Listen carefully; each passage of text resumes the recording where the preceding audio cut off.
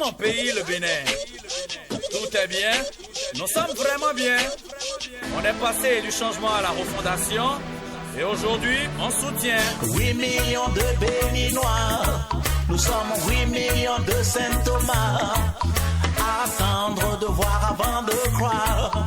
Il est écrit, arrêtons de tendre la main, qu'il faut travailler pour sortir ce continent du trou. C'est le dernier appel du Vol Africa. C'est le dernier appel. 8 millions de Béninois. Nous sommes 8 millions de Saint-Thomas. Attendre de voir avant de croire.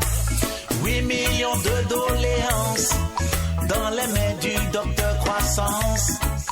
Mais la croissance rime avec patience. Pour mon peuple, Djessourou. Attends un peu. Hérodou, yeah. Djessourou, Djessourou. Hérodou, Djessourou. Le bon Dieu n'a pas créé le monde en un seul jour. Tes attentes sont légitimes au peuple, il faut y croire. C'est le dernier appel du Vol Africa. C'est le dernier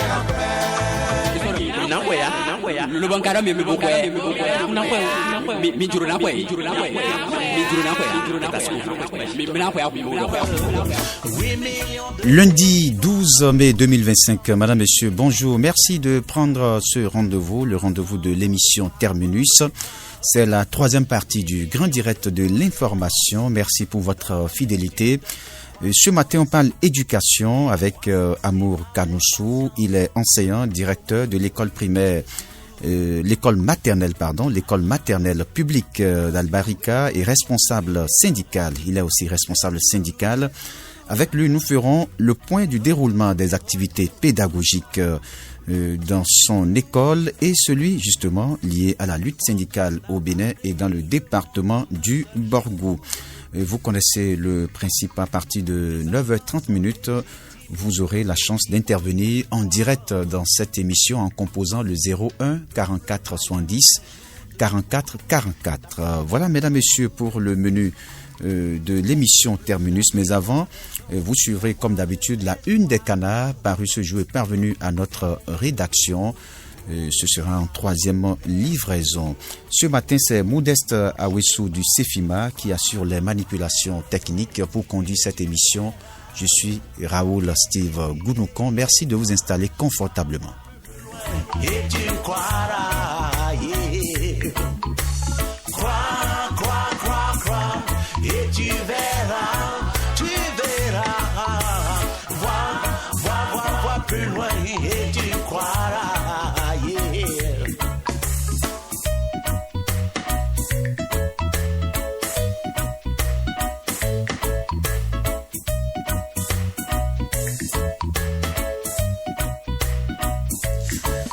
Et comme je l'ai annoncé, mesdames, messieurs, nous ouvrons par la une des canards. En troisième lecture, on ouvre par Fraternité qui titre ce matin entrevue avec Rumbedi, Amotsu, Nago, Idi, Olo, Dossou, Yahi à la recherche d'alliés. Rencontre avec la jeunesse FCBE, Paul Rumpé trace la voie vers 2026. Que lit à la une du quotidien La Boussole, Kouandé, un poste de police avancé ciblé par des assaillants. Le meilleur, tourisme et culture, le Bénin capitalise son patrimoine pour créer richesse et emploi. Deuil dans le monde de la presse béninoise, le journaliste Niquez Miguel passe de vie à trépas. Le potentiel, faute lourde et irrégularité administrative dans une mairie de l'Atlantique, Alada en prison. Le CA Edmond Zinsou perçoit 7 200 000 francs CFA de salaire. Au mépris des tests, le secrétaire exécutif virait chaque mois 300 000 francs CFA à l'élu condamné à 24 mois de prison. On poursuit toujours avec le potentiel. Élection générale de 2026, Sénat, inquiétude sur la gestion financière, l'IGF appelé à diligenter un audit. Info matin, énième visite de maître Adrien Roumbédi chez Boniaï. Que réserve le PRD au peuple? S'interroge le journal. Identification et libération des réserves administratives à Abomey-Calavi, des nuits blanches pour les mafieux du foncier. Que lit à la une de Bénin Intelligence, sécurité, culture, jeunesse, Union européenne et le Bénin, l'alliance continue. Église du christianisme céleste, les bases d'une réunification durable posées. On poursuit avec l'événement précis. Tourisme, culture et art, 9 ans après, Abimbola dresse un tableau reluisant sous Patrice Talon. Politique nationale, de nouveaux échanges entre Yahi et Roumbédi. L'informateur, on termine donc avec l'informateur qui titre ce matin, politique nationale, Rompé relance la jeunesse FCBE, tourisme béninois, les grands acquis de Talon. Mesdames, Messieurs, ainsi s'achève donc cette une en troisième livraison. Vous aurez la revue de presse dans la grande édition du journal de 13h. Prenez donc le rendez-vous, ce sera avec Epiphane Chabi. Nous allons marquer une coup de pause, le temps d'installer l'invité du jour.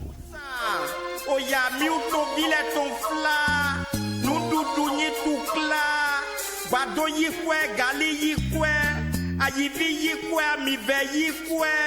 Ye mentolo nous connaissons vie, manon nous gali bon. Asi ye ton le pour les rôti, ouais ye non doumon. Comme ben le we katoa ou fie Salomon. Adavo nye ko ye ko chono. Comme mena wunu, bodo totolo me rantoli. Tout le monde est patriote. Fraternité FM. Fraternité FM.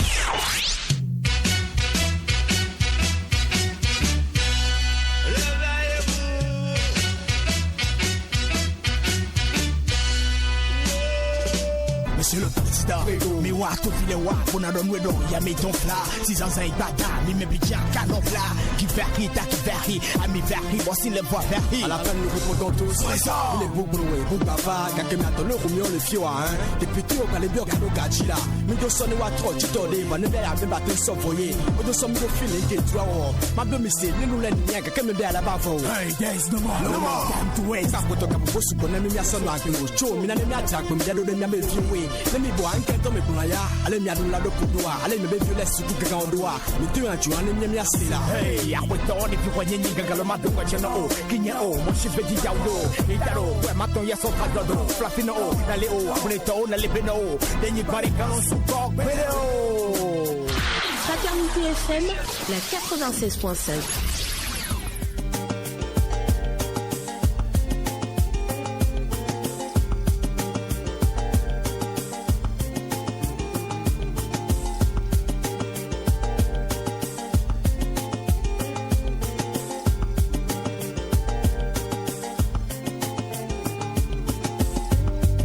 Fifa, we mi biono,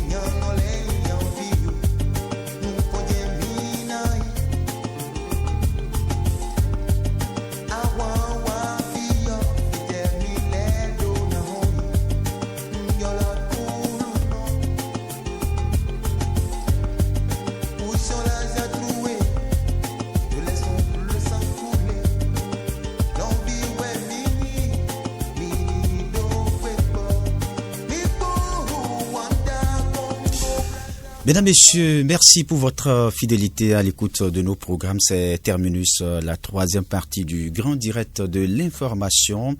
Et je l'annonçais en début d'émission, je reçois ce matin Amour Kanoussou. Il est déjà bien installé. Bonjour. Bonjour, monsieur le journaliste. Merci d'accepter notre invitation. Je rappelle que vous êtes enseignant, directeur de l'école maternelle publique d'Albarika. Et vous êtes aussi responsable syndical. Vous avez donc plusieurs casquettes. Vous êtes le secrétaire général départemental du SINADEC Borgou, le syndicat national des instituteurs, acteurs de développement pour une éducation de qualité. C'est bien ça? C'est bien ça, monsieur. Voilà, vous êtes aussi deuxième vice-président de la coordination départementale de l'Alliance Aube Nouvelle, MAMP, dans le Borgou. Et puis, président de l'Union syndicale départementale des syndicats affiliés à l'UNSTB, entendu, Union nationale des syndicats de travailleurs du Bénin. D'abord, nous allons parler de l'évolution dans le programme, parce que nous allons parler d'abord du déroulement des activités pédagogiques au niveau de votre école. Vous êtes le directeur de l'école maternelle d'Albarika, je le disais à l'entame. D'abord, que retenir du niveau d'exécution des programmes au niveau de votre école, parlant justement des sections 1 et section 2. Merci, monsieur le journaliste. C'est un plaisir pour moi donc d'être sur le plateau pour parler donc de questions liées à l'éducation, notamment au niveau donc de l'école maternelle publique Albarika. Il faut déjà retenir que au niveau de l'école maternelle Albarika, nous avions démarré les activités à bonne date, donc dans le strict respect du calendrier officiel. Oui. Et à ce prix, les apprentissages ont évolué suivant une planification. À ce jour, il faut dire que le programme est déjà exécuté à terme, puisque nous sommes pratiquement dans le dernier mois, le dernier trimestre de l'année scolaire, oui, où le maximum est déjà fait. Ce sont des activités de consolidation qui meublent le reste du temps. Donc nous avons... C'est-à-dire les activités pour renforcer davantage la capacité, pour faire asseoir justement la compétence au niveau de chaque domaine d'activité. Voilà, donc ces activités de consolidation sont en exécution pour que les enfants, à la fin de l'année, puissent être suffisamment aguerris pour aborder les classes supérieures. Nous parlons de classes supérieures ici pour ceux-là qui sont à la section des petits, oui, vont naturellement passer à la section des grands, et ceux qui se retrouvent à la section des grands cette année vont aborder les apprentissages systématiques au primaire. C'est ça. Alors on sait que au niveau de la maternelle, c'est pas facile, c'est un peu plus difficile que leurs frères et ceux du primaire. Quelles ont été globalement les grandes difficultés qui ont jalonné cette année? Je vous remercie déjà pour avoir reconnu que au niveau donc de la maternelle, que la tâche n'est pas facile, puisque ce sont de petits enfants qui nous viennent de la maison avec un niveau pratiquement zéro. Alors il reviendra donc à ces vaillants et braves enseignants de la maternelle de tout faire pour mouler et pour éveiller au niveau de ces enfants les habiletés nécessaires pouvant leur permettre donc de suivre avec grande facilité les apprentissages. Donc c'est une toute première expérience scolaire. À ce titre, ce n'est souvent pas facile. Mais étant donné que ce sont des spécialistes, ce sont des sachants, ils sont suffisamment outillés et savoir comment s'y prendre pour que ces enfants ne constatent pas tout de suite cette séparation. On essaie donc de fragiliser le choc de la séparation parentale pour leur créer un climat favorable à l'apprentissage. Voilà. Alors, vous l'avez dit, nous sommes dans le mois de mai, où c'est pratiquement les dernières semaines pour ces enfants de la maternelle. Est-ce que le niveau des apprenants, comble-t-il vos attentes en tant que directeur? Oui. La particularité à la maternelle est que nous évaluons chaque apprenant par rapport à lui-même et non par rapport à l'autre, à son vis-à-vis. Puisque donc, chacun est évalué personnellement. Oui, et dans un ensemble, oui.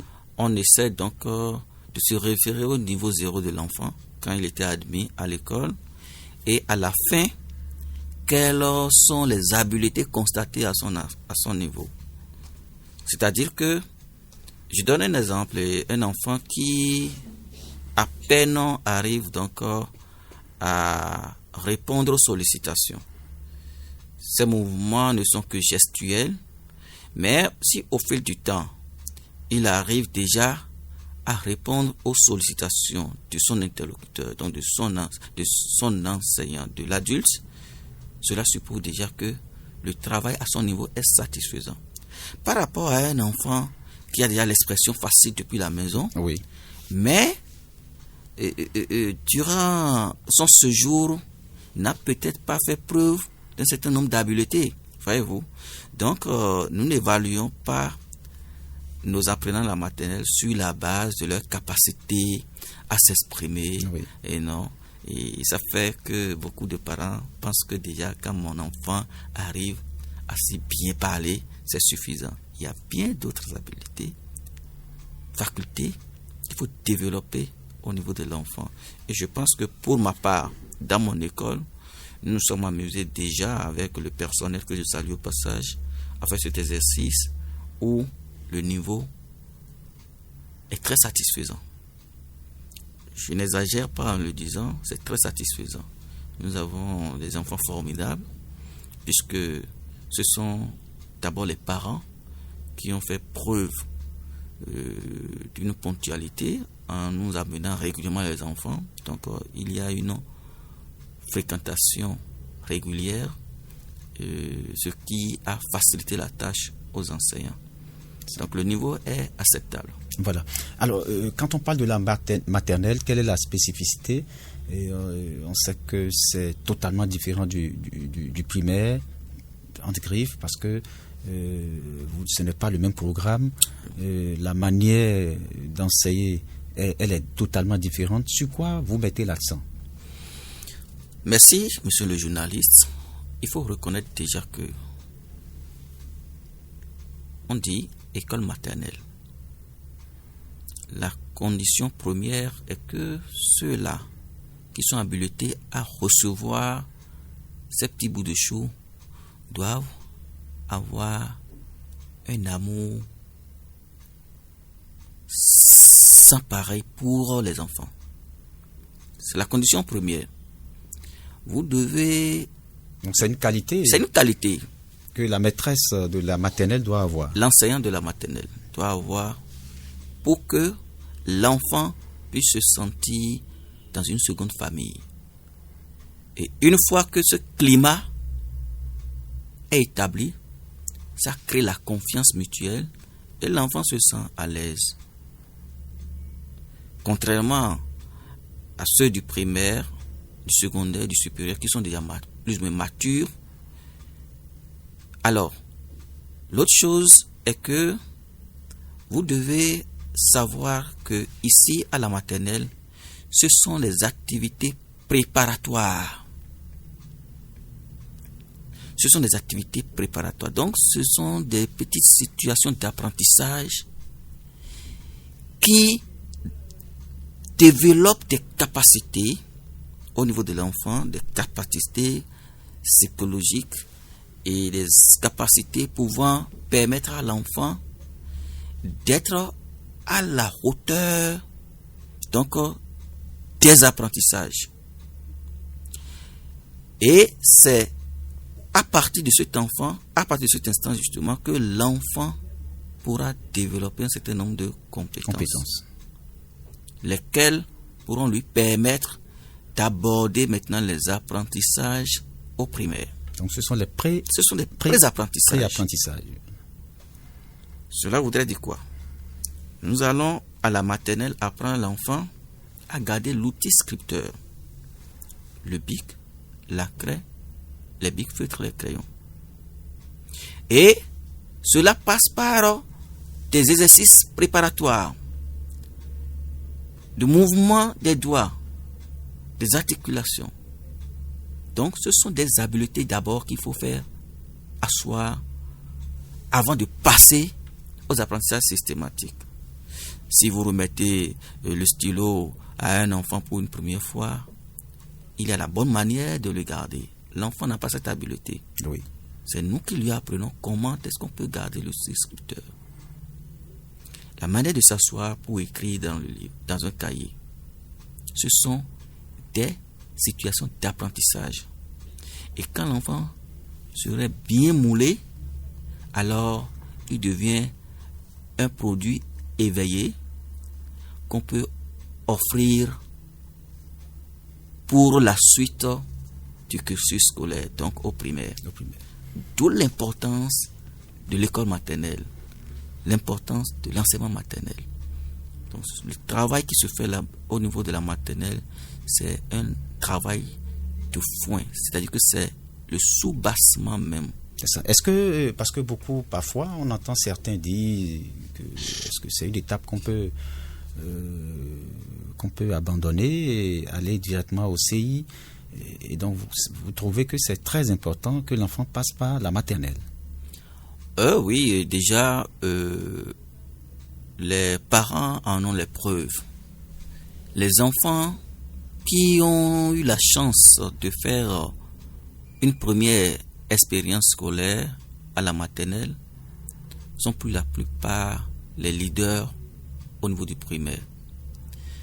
Ils ont une facilité à comprendre les apprentissages au primaire et ça réduit les dépenses aux parents.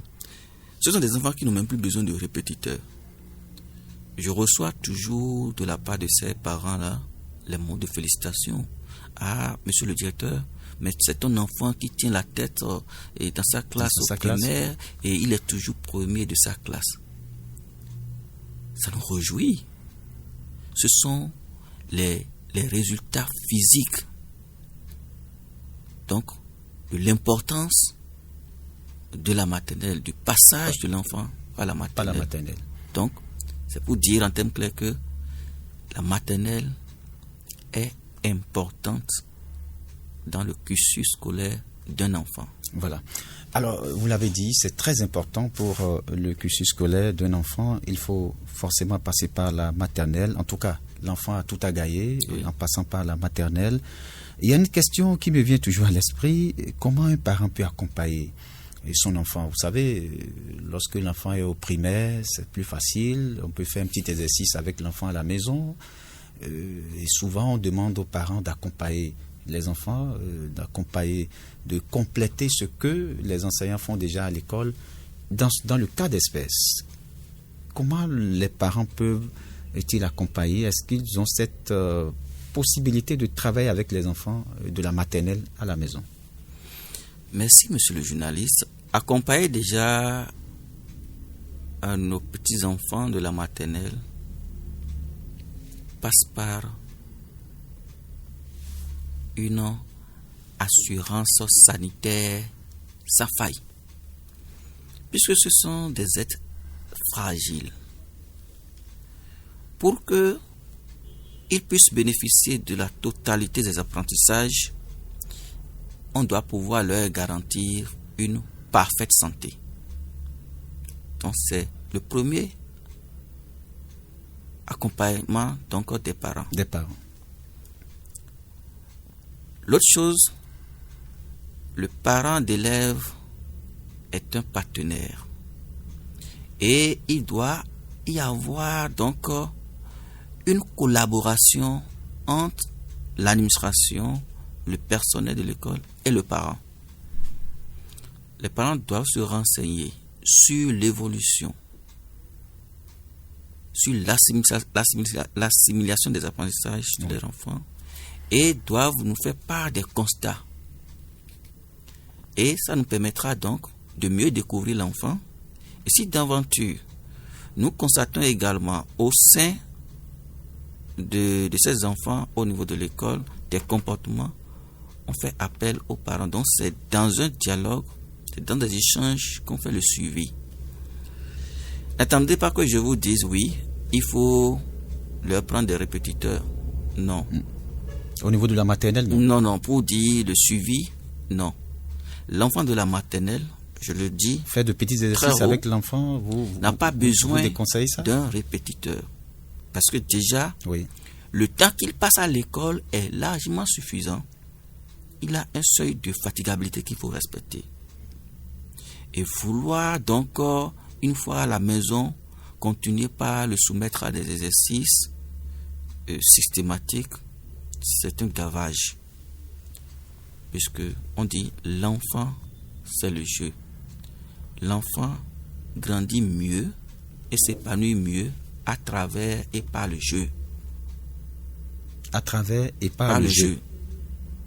Sur ce, quand votre enfant de la maternelle, une fois à la maison, se met à jouer, ça veut dire que vous passez par des jeux à l'école pour faire passer les pré-apprentissages à la maternelle, oui, constituent des jeux.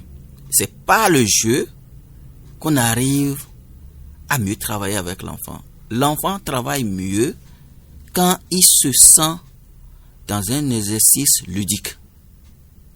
Puisque c'est son monde. À cet âge, c'est son monde. L'enfant égale jeu. L'enfant qui ne joue pas est forcément malade. Donc du coup, la stratégie pédagogique pour les maintenir dans le temps, c'est que vous devez faire usage d'une stratégie ludique pour faire passer votre apprentissage. Là, vous maintenez l'enfant dans sa concentration, il y trouve son intérêt et il vous suit. Voilà. Donc passer outre, ça va être difficile pour avoir les résultats. Pour avoir justement les résultats, la preuve est que nos activités à la maternelle ne durent pas plus que 25 minutes. À la session des petits, c'est 20 minutes. À la session des grands, c'est 25 à 30 minutes au maximum. Dépasser ce temps, l'enfant ne vous suit plus, il vous lâche. Il y a un certain nombre de temps dans la journée qu'il faut occuper l'enfant. Et mieux, il y a une plage horaire qui leur est offerte pour le repos systématique. À telle enseigne que si vous passez dans nos sessions, dans l'après-midi, vous verrez les enfants étalés sur des nattes.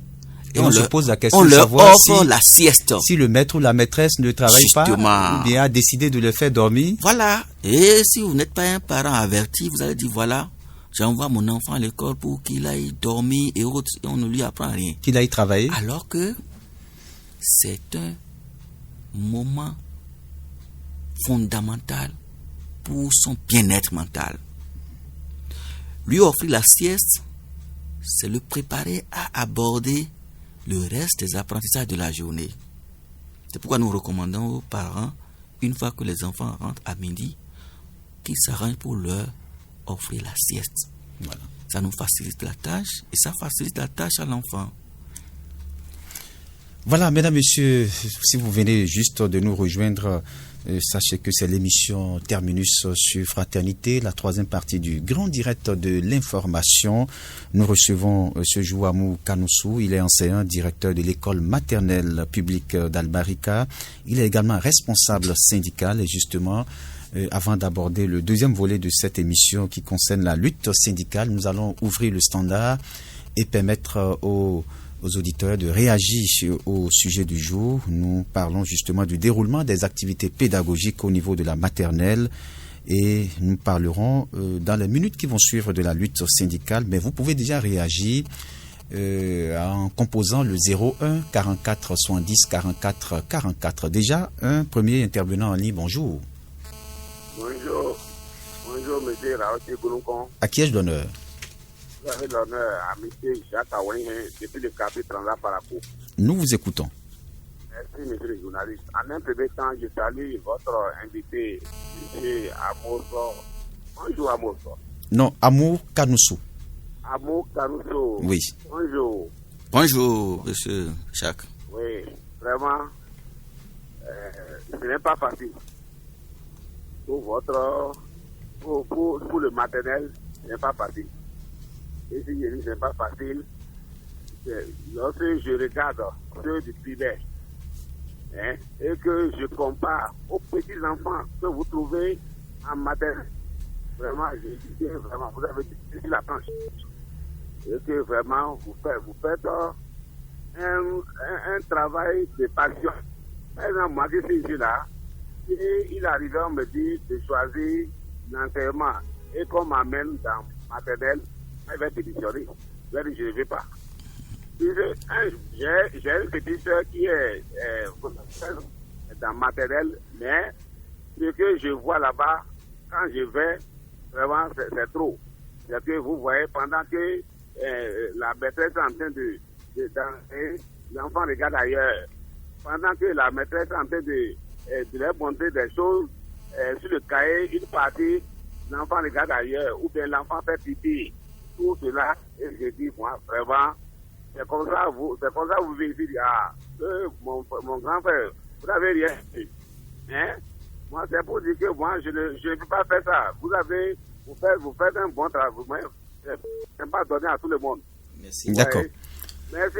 Pour finir, oui. monsieur Raoul Gouloukon, je n'entends plus Alexis Kaloussou qui intervient dans votre émission. J'ai essayé de s'appeler. Ah, d'accord. Il a quoi? On vous a compris. Vous aurez la réponse bientôt. Merci. Agréable journée à vous. Pareil à vous, Jacques Aouin, 01 44 70 44 44. On va prendre un autre appelant. Oui, bonjour, intervenant en ligne. Bonjour, Raoul. Oui, à qui ai-je l'honneur? J'avais l'honneur à M. Fondi Vincent Rodo à Haute-Toro. Nous vous écoutons, Fondi Vincent. Je dis bonjour à votre invité. Et il a dit je les accompagne dans leur noble mission.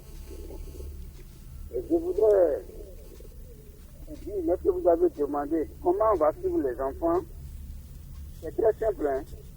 Même si on n'est pas été à l'école, on n'a pas fréquenté, on peut suivre son enfant. Et puis c'est juste même à l'université.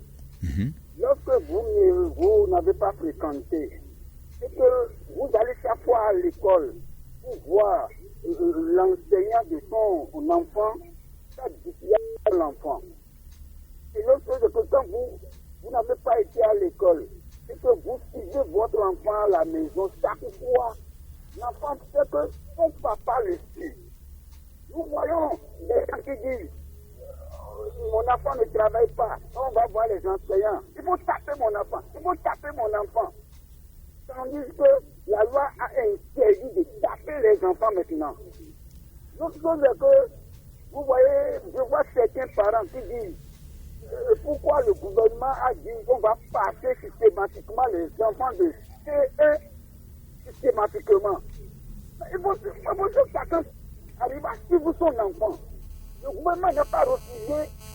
Si mon enfant ne peut pas aller en classe supérieure, il faut arrêter l'enfant. Le gouvernement n'a pas interdit à un parent d'arrêter son enfant d'aller en classe supérieure.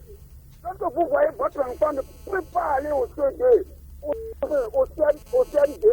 Arrêtez. Dites à son directeur de l'école, je ne veux pas que mon enfant passe systématiquement dans l'autre classe. Je vois des parents s'insurger pour dire pourquoi le gouvernement a dit on n'a pas. Il y a un parent qui allait de dire nécessairement que son enfant n'a qu'à aller en classe supérieure. Que l'indiqué puisse se prononcer là-dessus. Un parent qui ne voudrait pas que son enfant aille en classe supérieure, arrête l'enfant. D'accord. On vous a compris, Vincent Fondi, vos préoccupations sont notées. Très bonne journée. 01 44 70 2 fois 44. Bonjour. Bonjour, monsieur Rassi Gonkon. Jacques Aouaï de chapitre là par rapport. Nous vous écoutons. Merci. Les enfants du primaire et les autres sont différents des enfants du maternel. On voit que les enfants du primaire, au moins, ils savent déjà étudier le pic et ils ont une longueur d'avance comparativement aux enfants de maternelle. Là, c'est là où nous les apprenons même à tenir le pic. Et vous allez voir que l'écriture, c'est en dessin. C'est dessin. Si je vous dis, toi qui ne te rends pas dans l'école, tu crois que c'est le maître ou bien la maîtresse qui a fait le dessin. Or que c'est l'écriture que l'autre a fait. Quand vous fouillez les cahiers, vous voyez qu'ils ont des dessins. Donc c'est bien que eux-mêmes, ils ont compris, les enseignants du maternel, ils ont compris, ils connaissent les stratégies. Et par ces stratégies-là, maintenant, ils passent par pour les montrer les lettres. D'accord. Ouais. Maintenant, par rapport au passage, par rapport au passage du couple primaire, c'est vraiment grave. Bon, Jacques Aouaïen, le passage, ce n'est pas le thème du jour, mais l'invité va quand même se prononcer puisqu'il est enseignant. On vous a compris, merci et très bonne journée. 01 44 70 2 fois 44. Est-ce qu'il y a un autre intervenant? On va prendre quand même un tout dernier avant de poursuivre sur le 01 44 70 44 44. Voilà. Est-ce qu'il y a quelqu'un? Non, il n'y a personne. Nous allons donc revenir en studio. Et vous avez suivi quelques appelants, notamment Fondi Vincent, Jacques Aouaïen, qui estime d'abord que c'est pas facile. Il a reconnu qu'il faut avoir de la passion pour enseigner à la maternelle. Et évidemment, l'autre est revenu sur la question du suivi des apprenants. Il estime que même si un parent n'est pas allé à l'école, le fait déjà de fréquenter l'école est un suivi. Merci. Je remercie les intervenants pour les préoccupations que je trouve pertinentes. Et c'est vrai que le parent qui n'a jamais fréquenté peut bien suivre son enfant. Il y a un adage qui dit mon enfant doit pouvoir aller plus loin que moi. Oui. Cela suppose que déjà c'est un engagement des parents de suivre leur enfant. Je n'ai pas fréquenté. Mon enfant qui vient de l'école, par exemple, je parle de ceux de la maternelle déjà. Hein. Oui. Déjà, vous allez constater un changement de comportement à travers leur façon de vous soumettre à des questions. Ils sont, et on dit, non, tu parles trop, pourquoi tu me poses si tant de... Ça, c'est déjà l'éveil que vous constatez en eux. Ils deviennent de plus en plus curieux. Ils sont assoiffés de vouloir tout comprendre. De connaissance. De connaissance. C'est dû à leur âge mental. Ils sont en train de traverser la période de curiosité. À ce titre, nous devons donc savoir comment leur répondre. Quand vous dites, tais-toi, tu bavardes trop, vous tuez l'enfant dans l'enfance. Puisque il travaille une période où il a besoin de poser assez de questions pour mieux comprendre son environnement. Donc le parent ne doit pas être fatigué. Non, du tout pas. Tu poses trop de questions. Non, ce sont des signes divers. Il faut être patient. Ce sont des signes divers. Ça prouve que déjà les résultats, les fruits sont en train donc de porter la promesse des fleurs déjà. Voyez-vous, c'est pour dire déjà que l'intervenant Vincent, oui, Fondi Vincent, a bien dit qu'il y a la possibilité pour tout parent de bien suivre son enfant en gardant un contact permanent avec l'école, avec l'administration, avec l'enseignant ou l'enseignante de la classe de son enfant. Merci. Voilà. Alors, je l'ai dit, nous allons aborder la deuxième partie très rapidement. On va parler de la lutte syndicale. Et je l'ai dit, vous n'êtes pas seulement instituteur, vous n'êtes pas seulement directeur d'école, mais vous êtes engagé également dans la lutte syndicale. La preuve, vous êtes le secrétaire général départemental du SINADEC, Borgou, entendez, syndicat national des instituteurs, acteurs de développement pour une éducation de qualité. Vous êtes le deuxième vice-président de la coordination départementale de l'Alliance Aube Nouvelle, membre dans le Borgou et président de l'Union syndicale départementale des syndicats affiliés à l'UNSTB, Union nationale des syndicats des travailleurs du Bénin. D'abord, que devient la lutte syndicale aujourd'hui au Bénin? Ah oui, une question préoccupante. Et la lutte syndicale au Bénin reste et demeure ce qu'elle est. C'est pour vous dire que la lutte syndicale se porte très bien au Bénin.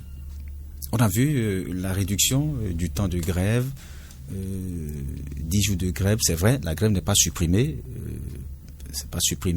même si ça a été réduit, ça a été encadré en quelque sorte.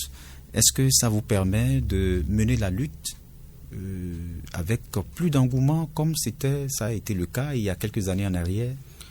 Merci, monsieur le journaliste, et je voudrais vous dire tout de suite que le syndicat ou le syndicalisme n'est pas directement égal aux grèves. Si ce n'est que la réduction donc, du temps de grève, alors je pense qu'il y a mieux à faire en tant que syndicat, et le syndicalisme ne se limite pas aux grèves, mais les luttes continuent. C'est ce que déjà je voudrais vous comprendre, pour dire que le syndicat vit et vivra. Et continue de mener sa lutte? Naturellement. Alors. Et de quelle manière? Merci. Hier, on reconnaît le syndicat par donc les marches avec des branchages en main. Je pense que ce temps-là est révolu. Et quand vous êtes intelligent, vous devez vous adapter au nouveau contexte. Les luttes aujourd'hui ne se constatent plus à travers donc des marches avec des descentes dans les rues, des branchages à main, non. Mais la lutte continue sans tambour ni trompette. La meilleure façon de lutter aujourd'hui, c'est le dialogue. Le temps des branchages est révolu. Surtout que aujourd'hui, nous sommes victimes donc des changements climatiques où il faut maintenant cesser de détruire les branches. Parce que l'autre lutte syndicale, c'est préserver également l'environnement. Merci. D'accord. Alors, vous l'avez dit, la lutte syndicale continue sous une autre forme. Ouais. Et vous avez, vous êtes réadapté à l'évolution. Mais est-ce que la forme que vous avez choisie aujourd'hui, à savoir le dialogue, vous permet d'avoir des acquis? Merci, monsieur le journaliste. Il faut reconnaître que le dialogue n'était pas absent dans nos luttes. Oui. C'est quand, à un moment donné, on constate que l'employeur fait la sourde d'oreille, qu'on passe à l'étape supérieure à travers les marches et les branchages en main. Mais les travailleurs ont constaté aujourd'hui que nous sommes en train d'assister de plus en plus à la résolution des problèmes des travailleurs. Hier, il faut voyager plusieurs fois si vous travaillez au nord pour aller suivre sa carrière. Descendre chaque fois au sud avec les mêmes salaires autant de fois dans l'année ne serait-ce que pour obtenir un avancement. Mais avec la nouvelle stratégie syndicale, les actes d'avancement sortent par flux. C'est déjà les fruits de la nouvelle stratégie que le syndicat a adoptée. Le dialogue franc. Avec le dialogue franc, avec un dispositif efficace pour obtenir les résultats. Il y a une restructuration de la classe syndicale et aujourd'hui, nous travaillons dans une unité d'action. Le pluralisme syndical est en train de disparaître au profit des alliances. Plus vous êtes unis, plus vous êtes forts. Et c'est sans doute ce que vous auriez remarqué lors des élections professionnelles passées, où il faut aller en alliance pour obtenir la victoire.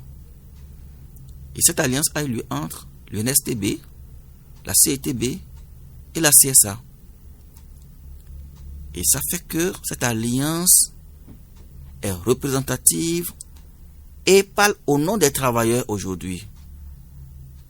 Puisque l'employeur, son vœu pieux est qu'il y ait une diversité, un pluralisme syndical où on serait en train de se mordre le nez, on serait en train de mener des guerres inutiles, des guerres d'intérêt, et l'employeur profite de ses faiblesses. Et se trouve plus renforcé. Mais désormais, nous évoluons en alliance. Et c'est ça qui fait notre force. Et c'est ça qui permet à ce qu'aujourd'hui, les travailleurs sont en train de trouver satisfaction à leurs besoins. C'est ça. Alors, entre-temps, on a vu qu'il y a eu une crise de confiance entre les leaders syndicaux et les syndiqués à la base. Qu'en est-il aujourd'hui? Une crise syndicale, c'est-à-dire? On sent que les syndiqués ne faisaient plus, à un certain moment, trop confiance aux leaders dans les luttes. Et aujourd'hui, vous avez dit que la méthode a changé. Est-ce qu'aujourd'hui, cette confiance est revenue? Oui, monsieur le journaliste, il faut reconnaître effectivement que au lendemain de la réduction du temps de grève, on a assisté à une démobilisation des travailleurs.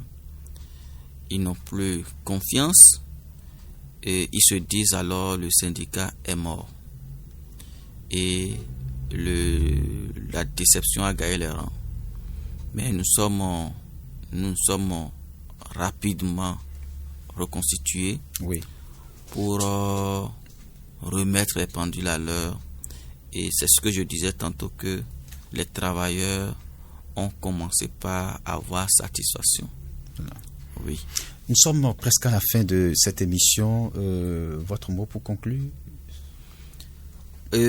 Pour conclure, je voudrais d'abord vous remercier la Radio Fraternité pour tout ce qu'il fait pour la communauté, les actions dans le secteur de l'éducation et au plan syndical.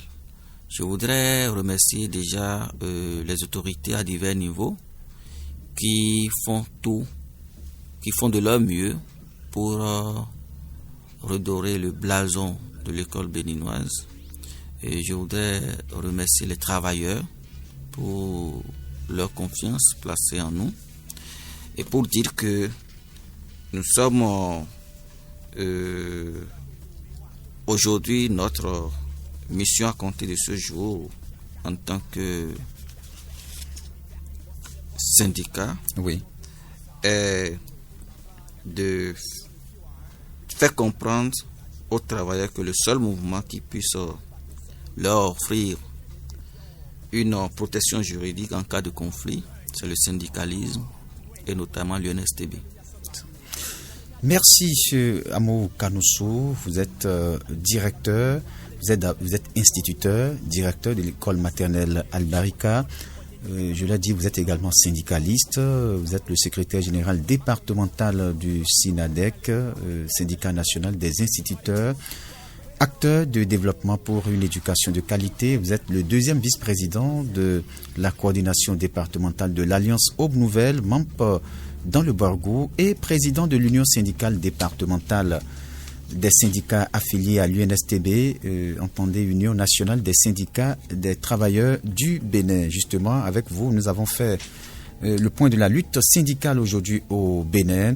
On n'a pas eu le temps d'aborder tout ce que vous faites au niveau du département du Borgou, ce n'est que partie remise, mais on a parlé également du fonctionnement, on a parlé du déroulement des activités pédagogiques au niveau de votre école. Vous avez apporté tous les éclairages possibles aux parents qui nous ont écoutés. Merci à chacun et à tous. Et au passage, on salue tous les maîtres et maîtresses de votre école maternelle. On leur dit bonjour. Et ils sont combien? Vous savez combien d'enseignantes et enseignants? Ouais, j'évolue avec 6 collaboratrices. 6 collaboratrices, d'accord. Nous leur disons bonjour. Et je salue au passage, si vous me le permettez, mon bureau APE qui me soutient fortement. Voilà. Ouais. Merci à chacun et à tous. Modeste Awessou, étudiant du CEFIMA aux manipulations techniques, en direct pour conduire cette émission. Je suis Raoul Steve Gounoucon. On se retrouve demain à 9h pour un autre numéro.